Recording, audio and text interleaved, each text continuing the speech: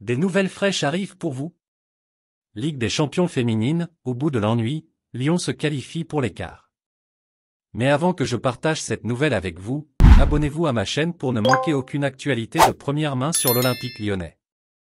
Le champion d'Europe en titre, Lyon, s'est qualifié pour les quarts de finale de la Ligue des champions féminines en faisant match nul contre la Juventus Turin, 0-0, mercredi au Groupama Stadium, lors de la 6e et dernière journée de la phase de poule.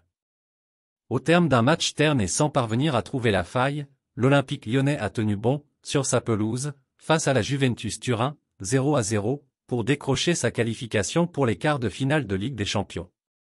Ce résultat suffit aux Lyonnaises pour terminer deuxième du groupe C, dominé par Arsenal.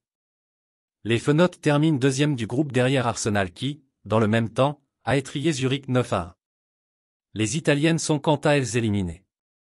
Première sous l'ère John Textor. L'histoire retiendra que le premier match de l'ère John Textor, le multimillionnaire américain qui a pris officiellement le contrôle de l'Olympique lyonnais lundi avec sa holding multiclub Eagle Football, se termine sur une note positive, à défaut d'une victoire.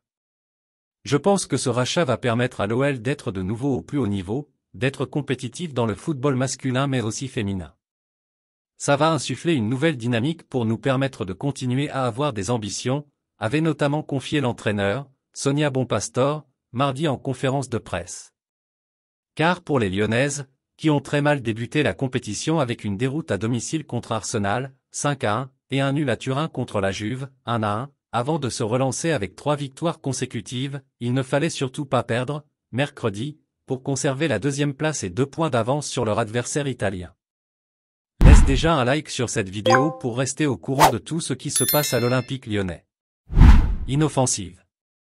Mais jamais l'OL n'a réussi à se libérer totalement de l'enjeu, avec probablement la crainte de vivre de nouveau le même scénario cruel que face à Paris Saint-Germain, vainqueur, 1-0, en toute fin de partie à la suite d'un corner le 11 décembre, dans le choc du championnat de France dont Lyon a perdu la tête du classement à cette occasion.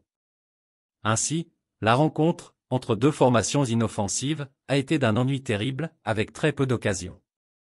La Juventus, un adversaire qui donne traditionnellement du fil à retordre aux championnes de France, n'a jamais été capable de mettre en danger la gardienne de l'OL, Christiane Andlé.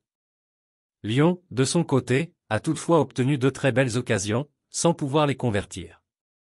Une reprise de la tête d'Eugénie Le Sommet à la réception d'un centre délivré de l'aile droite par Alice Sombat a été détournée par la gardienne internationale française de la Juve, Pauline Perromagnin, 54e minute, laquelle s'est bien interposée sur un tir de Delphine Cascarino qui a ensuite tiré au-dessus, 55e minute. Mais l'essentiel pour l'OL était de ne pas perdre pour atteindre les quarts, ce que jamais un champion d'Europe en titre n'avait manqué de faire jusqu'à présent. Lyon a ainsi jusqu'au mois de mars pour résoudre ce problème majeur d'efficacité. Et puis, fan, quelle est ton opinion sur cette nouvelle? Laissez votre commentaire ci-dessous car votre avis est très important pour les Gones. Avez-vous aimé le contenu? Laissez votre like et abonnez-vous à ma chaîne. Maintenant, je vous apporte une autre nouvelle fraîche de l'Olympique lyonnais pour vous. Merci.